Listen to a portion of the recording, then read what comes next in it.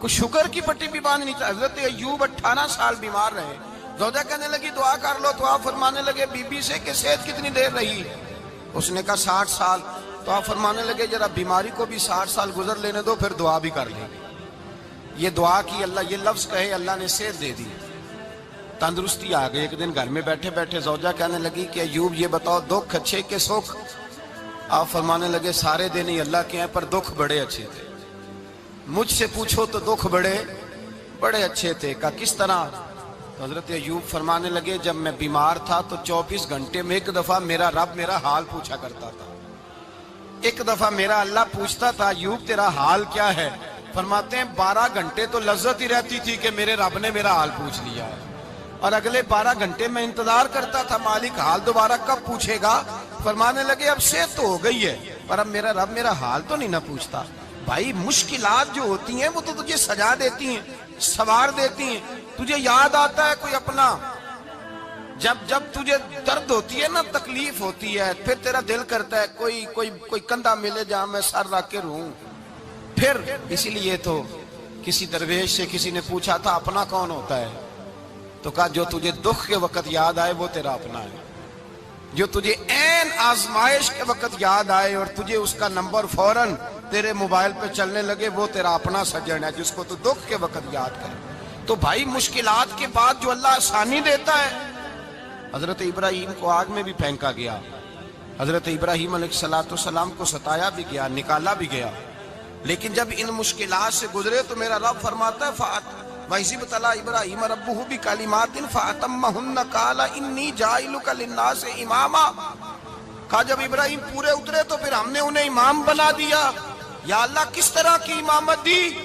فرمایا میں نے اتنی اعلیٰ شان عطا کی ہے کہ اپنے لاڈلے رسول کو جناب ابراہیم کی نسل میں پیدا فرما دیا ہے. میں نے مصطفیٰ کو ان کی نسل میں پیدا کر دیا، قیامت تک کے لیے ان کا وقار بڑھا دیا. اللہم صلی علی محمد وعلی آل محمد کما صلیت علی ابراہیم وعلی آل ابراہیم. ان کی عظمت بڑھا دی اس لیے کہ جب وہ آزمائش سے گزر کر کے آئے پھر جو آسانی دی. میرے نبی پاک صلی اللہ علیہ وسلم نے دین ابراہیمی کی بہت ساری چیزوں کو رکھا. کہا میں ملت ابراہیمی پہ ہوں. جب کوئی مشکلات کو عبور کر کے آتا ہے، جب کوئی تکلیفیں سہ کر کے آتا ہے، اس کے لیے جو اجر ہوتا ہے، اس کے لیے جو پھر اللہ کتنی ذرا بڑی توجہ کیجئے گا. لوگ سمجھتے ہیں فلاں آدمی مشکل میں ہے تو شاید مشکل میں ہی رہے گا، فلاں آزمائش میں ہے تو شاید میرا اللہ فرماتا ہے ایک مشکل دے کے میں 2 آسانیاں بھی دوں گا. تم مشکل دیکھ رہے ہو، مشکل نہ دیکھو، وہ جو اس کو بعد میں آسانی آنے والی ہے، اور ڈبل جو میں اس پر نعمت کرنے والا ہوں اس کو دیکھو. حضرت یوسف کو بھائیوں نے کنویں میں ڈال دیا تھا، اور جب کنویں سے نکلے تو مصر کے بازاروں میں بکے، اور پھر زلیخا نے الزام لگایا تو حالات بگڑ گئے. حضرت یوسف کو جیل جانا پڑا. کتنی کٹھن زندگی تھی، لیکن میرے مالک کو کچھ اور ہی منظور تھا. کنویں میں گرنے والے، بازار میں بکنے والے، جیل میں جانے والے، الزام لینے والے جناب یوسف کو رب کریم نے اسی مصر کا بادشاہ بنا دیا. اللہ پاک نے اسی مصر کا حکمران بنا دیا. یاری تیری سونا ہے پر ازمیشاں تیریاں اگ. اے سونا پرکھیا جاوند آئی پہلو نال اگاں دے لگ.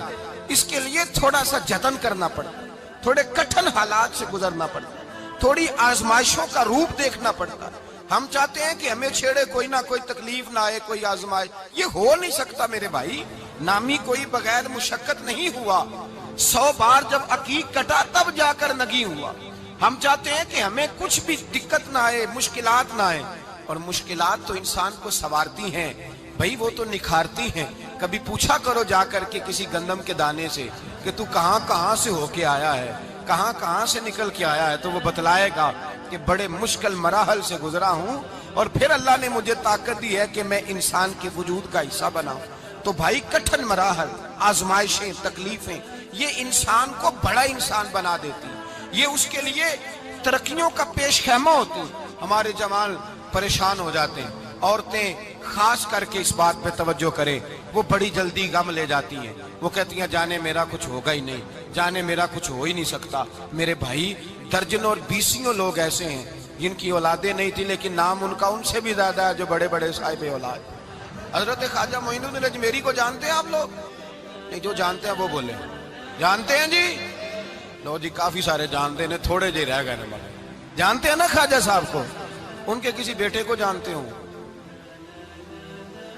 نہیں جانتے، نہیں جانتے، نہیں جانتے آپ ان کے بیٹے کو۔ حضرت خواجہ معین الدین اجمیری رحمت اللہ تعالیٰ علیہ کے بیٹے کو نہیں جانتے، لیکن ویسے آپ ہندوستان میں کسی آدمی کو چھیڑ کے دیکھیں، وہ کہے گا میں خواجہ صاحب کا روحانی بیٹا ہوں، میں اولاد۔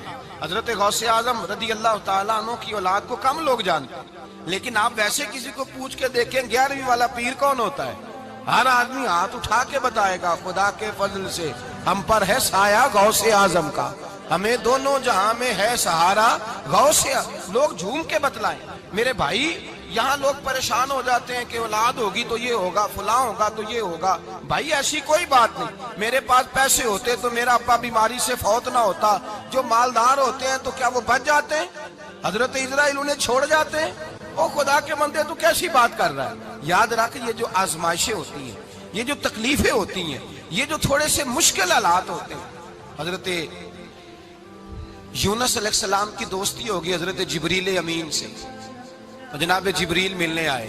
حضرت یونس علیہ السلام فرمانے لگے جبریل میرا دل کرتا ہے مجھے اس بندے کی ملاقات کرا جو اللہ کا سب سے زیادہ عبادت گزار بندہ ہے۔ حضرت جبریل امین لے گئے دور دور فلسطین کے علاقے میں، اور لے جا کر ایک بندے سے ملاقات کرائی جس کی دونوں آنکھیں بھی کوئی نہیں تھی، دونوں بازو بھی کوئی نہیں تھی، دونوں پیر بھی کوئی نہیں تھی، اور اس بندے کی زبان پر لفظ بڑا کیا جاری تھے، یا اللہ تیرا شکر ہے، یا اللہ تیرا، بول کے کہیے، یا اللہ تیرا، اے اللہ تیرا شکر ہے۔ شکر شکر کر رہا تھا۔ حضرت جناب سیدنا یونس علیہ السلام کہنے لگے میں نے تجھے عبادت گزار کو ملانے کو کہا تھا، تو کہاں لے آیا؟ حضرت جبریل کہنے لگے یا یونس، یہ ہر چیز جانے کے باوجود اپنے رب کی رضا پہ راضی ہے۔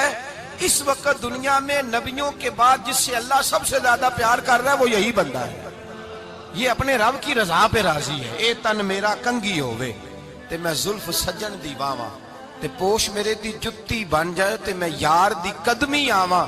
مارو مارو مینو مار مکاؤ، کوئی عذر نہ پیش لے آواں، تے جے سونا ہی میرے دکھ وچ راضی، جے سونا ہی میرے دکھ وچ راضی، جے سونا ہی میرے دکھ وچ راضی، تے میں سکھ نو چلے ڈاواں۔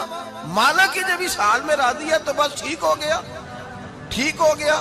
وصل اچھا ہے نہ فراق اچھا ہے، بس جس حال میں محبوب رکھے وہی حال اچھا ہے۔ دیکھے حضور آکھن منگتے دی خیر ہووے، دیکھے حضور آکھن منگتے دی خیر ہووے، منگتا کبے سخی دے، منگتا کبے سخی دے، بوہے دی خیر ہووے، دیکھے حضور آکھن منگتے دی خیر ہووے، دیکھے حضور آکھن۔